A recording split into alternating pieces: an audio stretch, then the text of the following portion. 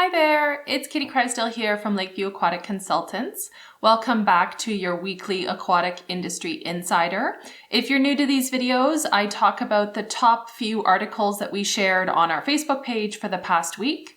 Those articles could be something that I find really interesting about a change in the industry, an innovation in terms of a program or a service, or just staying on top of what's trending in terms of drowning prevention, drowning research, drowning incidents, everything associated with different aspects of the swimming pool industry. This week, I've got 4 articles for you. This is the week of July 24th to 30th, 2022. First article is on KMOV.com.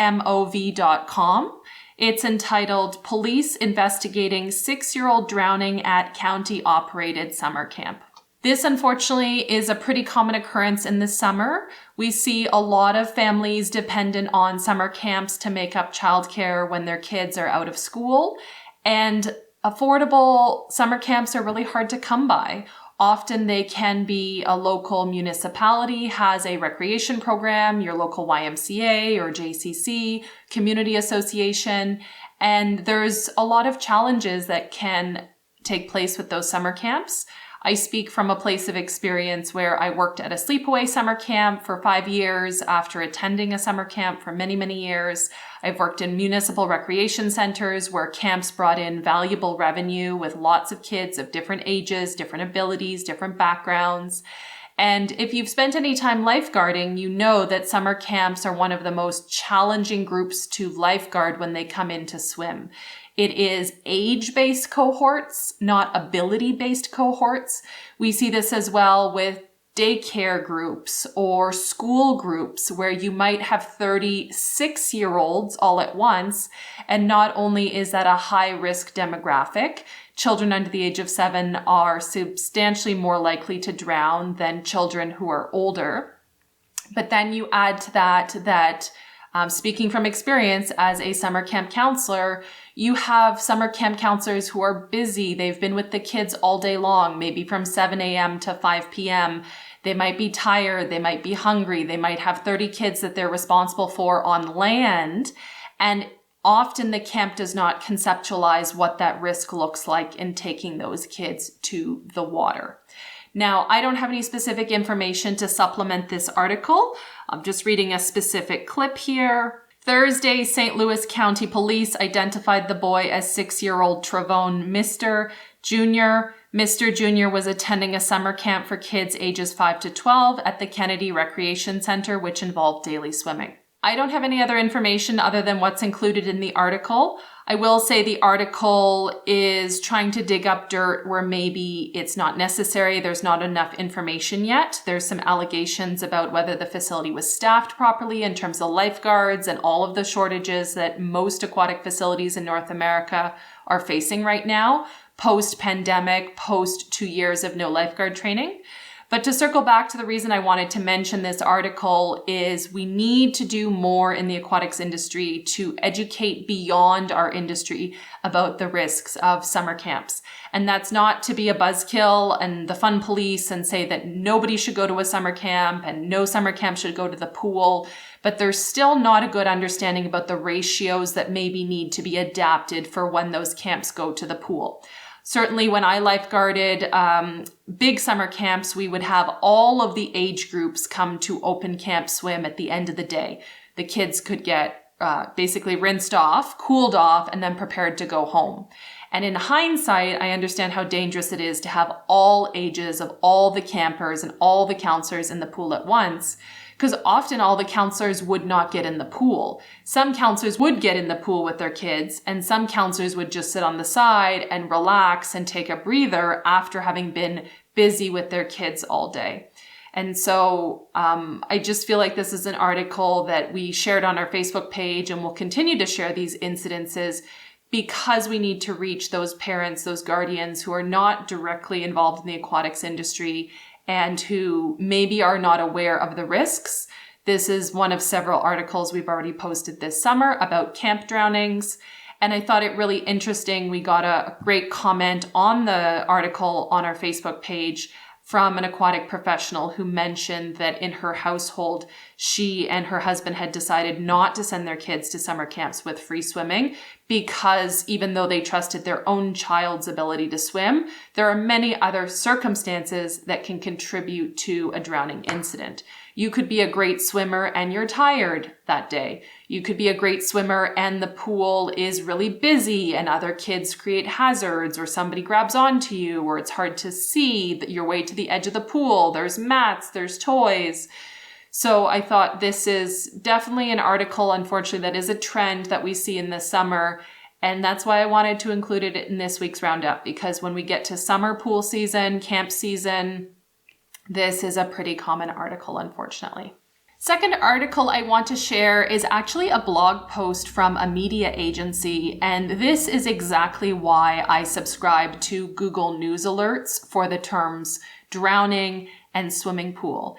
Is some of these things cross my desk, which I would never otherwise encounter. They're not viral on Facebook, they're not ranking well on Google, but they are actually critical to the work a lot of us are doing in the aquatics industry. And this was incredible as something I had never seen before, and I'm really excited to share it with you if you didn't see it on our Facebook page.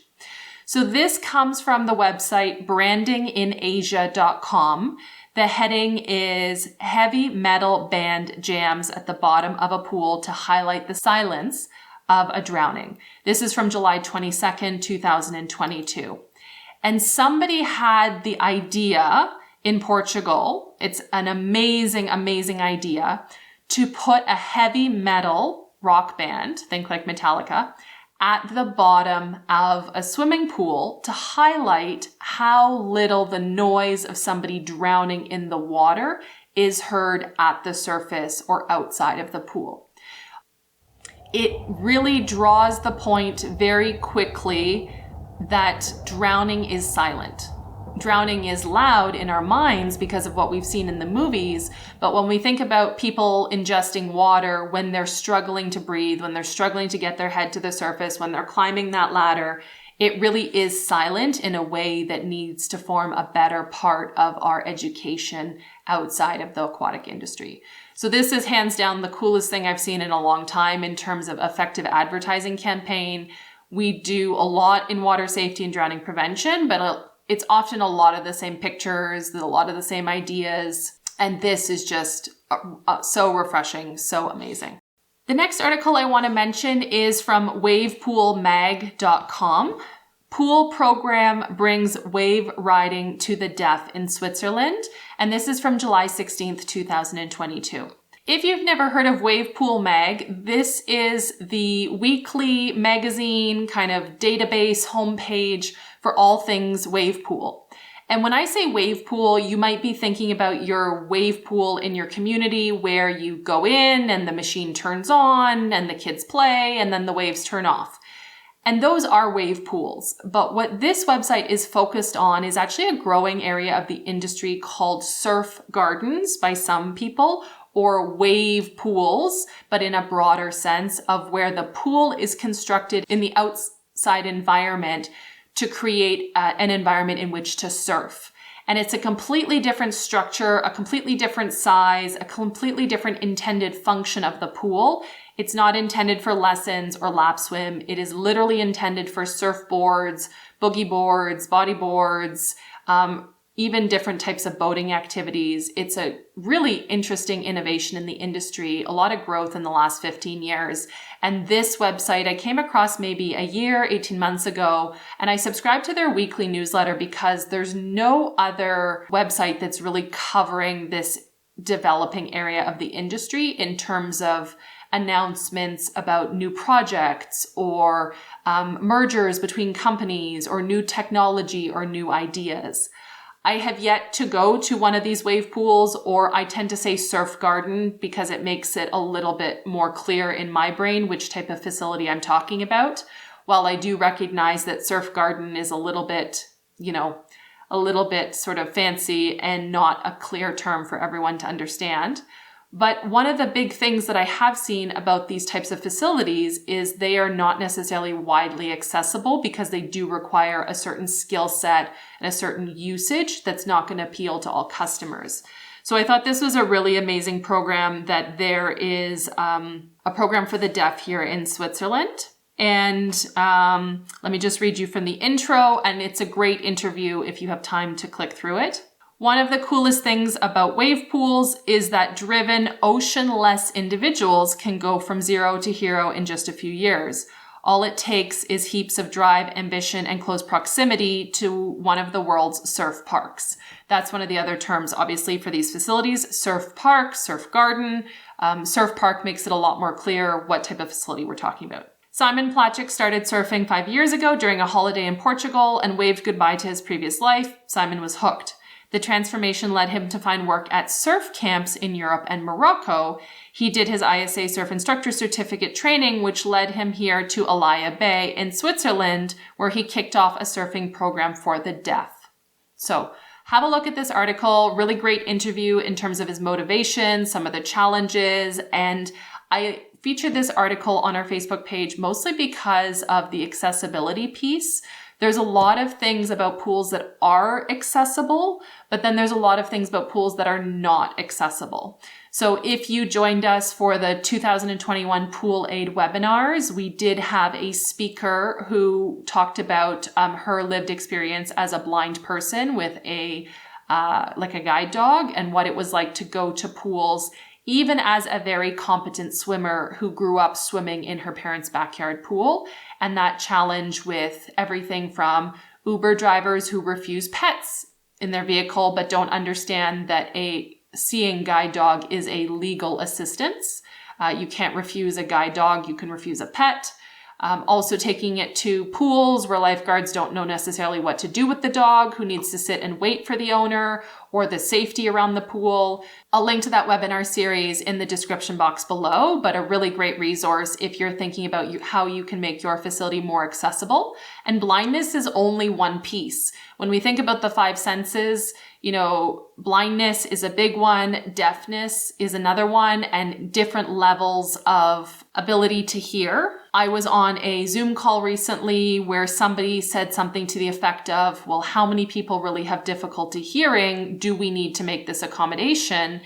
And I countered back with a statistic I had read recently in conjunction with a family member getting hearing aids, that a substantial portion of the population actually struggles with decreased levels of hearing, not complete deafness. But if we think about the occupational hazard that some people encounter working in heavy industry environments or loud environments, or even myself going to spin classes with loud music, I've started wearing earplugs to protect my ears.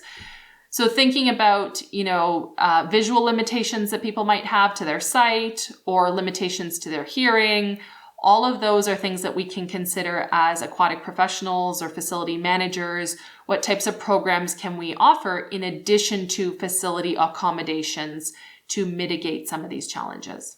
Last article I have for this week is from abcnews.com. 7-year-old credited with saving toddler from the bottom of swimming pool. This was posted on July 28th, 2022. A 7-year-old California boy is being heralded as a hero for his quick thinking actions that helped save a toddler at the bottom of the pool. And this was in an apartment complex. So thinking about the mechanics of this, a small child, 7 years old, requires a lot of strength, a lot of quick thinking to know that another child is in distress. There have been video recordings of other incidents where kids don't realize that another child is drowning or they're submerged in the water because they think they're playing. So this is a really good news article that I think can show that there is tremendous value to the water safety and drowning prevention that we teach at all levels of swimming lessons. I've heard some swim instructors over the years only focus their lessons on older kids who would have the physical ability to remove somebody from the water, but water safety can start from a really early age, and maybe not every 7-year-old child is able to remove every toddler in the bottom of the pool, but it is a starting point for us to think about how our instruction and education as swim instructors can impact, or how videos that kids watch, or how safety campaigns can impact people of all ages. That's it for this week. I hope you enjoyed the Aquatic Industry Insider for July 24th to July 30th. I'll be back next week with whatever articles cross my desk. Have a great week.